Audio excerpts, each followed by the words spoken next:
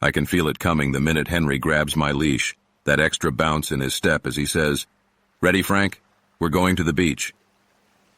Now, as much as I try to play it cool, there's something about the word beach that lights a fire in my bulldog belly.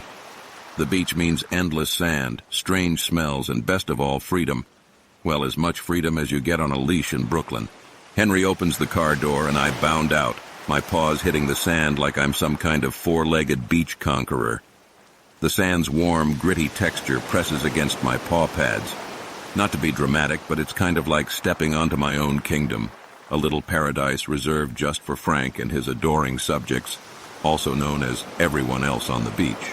The air is different here, salty, a bit damp with hints of seaweed, which I learned after tasting it a few too many times, that it's not as delicious as it smells.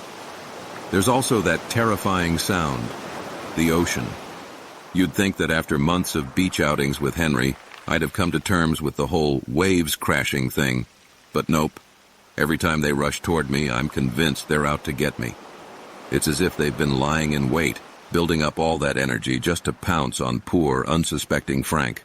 "Come on, Frank, it's just water," Henry says, laughing. He doesn't get it.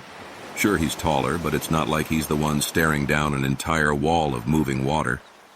I shoot him my best easy-for-you-to-say look before tiptoeing back up the shore.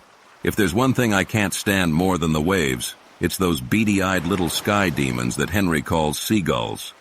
I have a personal vendetta against them, not because they've done anything directly to me, but because they're always around, mocking me with their obnoxious squawks. They're bold, too, these feathery bandits, sneaking up to steal snacks right out of people's hands. Henry thinks it's funny, watching me try to chase them off, but he doesn't understand.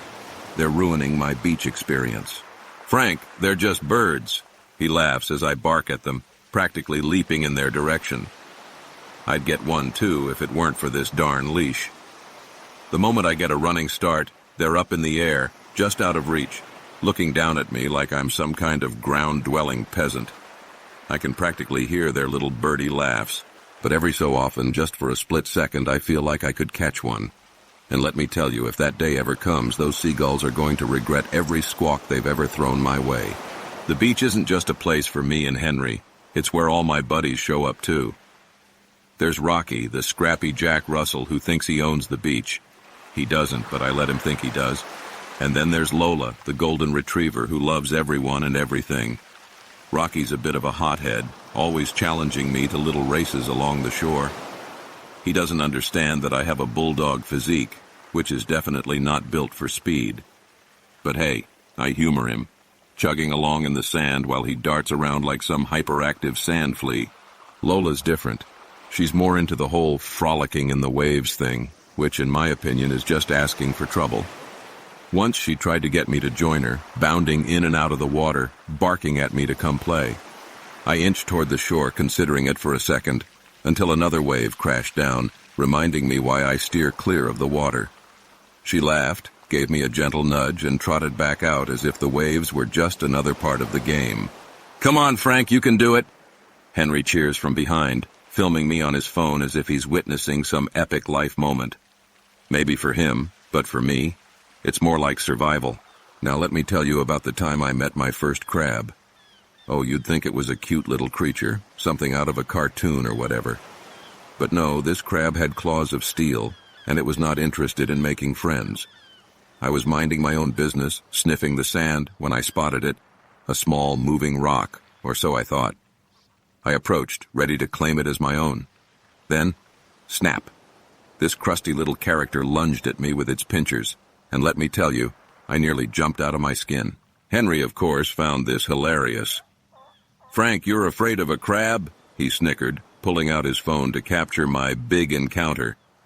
"Excuse me, Henry, but have you seen those claws?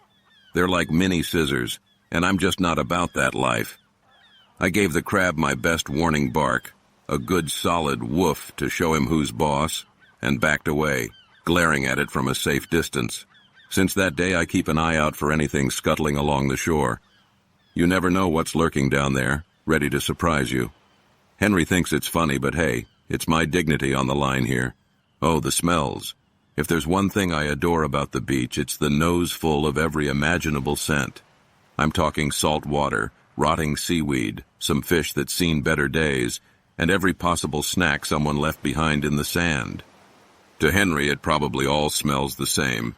He's not exactly gifted in the sniffing department, but to me, each whiff is like a story. There was that time I found what Henry called seaweed. He told me it was just some plant from the ocean, but I'm convinced it's more than that. Its scent is mysterious, rich, and a little intimidating. I took a big sniff, feeling like I'd just unlocked a new world of knowledge.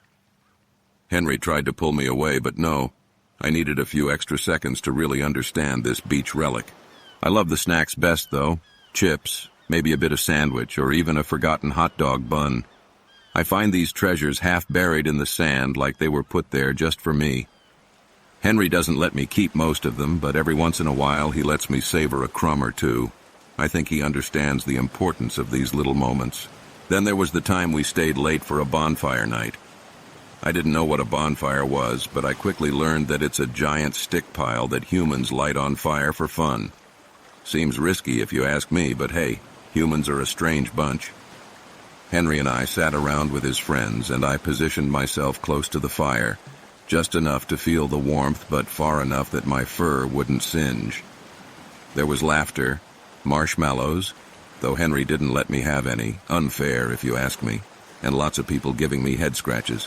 One of Henry's friends tossed a stick into the fire, and let me tell you, I had a small heart attack. Sticks are for chewing, not for burning, I barked, trying to tell them to stop, but they just laughed and patted me on the head. I glared at them, clearly unimpressed with their treatment of my beloved sticks. Henry just chuckled and told me to relax, it's okay. Fine, Henry, but let's not make this a habit, all right? There's one thing I think I'm probably the best at: digging. Henry doesn't appreciate my skill, but I know he's just jealous. One day, I decided to show off my digging prowess on the beach. Henry was lying back in his chair, probably thinking he could get a tan or whatever humans do when they just sit in the sun, so I figured it was the perfect time. I started slow, pawing at the sand, feeling the soft grains shift under my feet. Then I went faster, digging deeper, feeling like an excavation master. Sand was flying everywhere, onto Henry, onto his towel, and even into his drink. He yelped, brushing sand off himself, but I was in the zone. Nothing could stop me. I was halfway to China, or so I thought, when Henry pulled me away, muttering something about relaxing and ruining his towel. Fine, Henry, but one day I'll finish that hole and you'll see. It'll be the greatest hole the beach has ever seen. Henry bought a beach umbrella one summer. At first I thought it was a strange, colorful creature attacking us, so I barked and gave it a good growl to show it who's boss. Henry laughed, but I wasn't having it. This thing was big, blue, and trying to take over our beach spot. I was ready to defend our little piece of sand. It took some coaxing, but Henry finally got me to settle under the umbrella. And I have to admit, it had its perks. Shade on a hot day? Not bad, but I still kept a wary eye on it. You never know with these beach contraptions. They're shifty. I'd lay down panting in the shade, but one ear stayed perked up just in case it tried anything. By evening, when the sun starts to dip below the horizon, I usually settle down next to Henry, both of us watching the waves. This part, I'll admit, has a certain magic to it. There's no more barking, no more seagull chasing, just me, Henry, and the ocean stretching out as far as I can see. I don't know what Henry thinks about when he watches the waves, but for me it's simple. I think about all the things that make the beach a place worth coming back to. The smells, the snacks, the sand beneath my paws, and the laughs I share with Henry. I might not be a fan of the waves, and I could do without the crabs, but I'd go anywhere as long as Henry's by my side. On the drive home, I'm usually exhausted, sprawled across the back seat, sand still clinging to my fur. Henry hums along to his favorite songs, glancing back at me now and then with a smile. I know that look. It's a look that says, today was a good day. And it was. Sure, the ocean might still be a bit too big and wild for me, and the seagulls might forever be my arch nemesis. But being there with Henry, taking on each new adventure, is what makes every trip worth it. As we pull into the driveway, I'm already dreaming of our next beach day. Because as much as I hate to admit it, the beach has a way of growing on you. Or maybe it's just that Henry's there, making every wave, every seagull, and every grain of sand feel like it's part of one grand,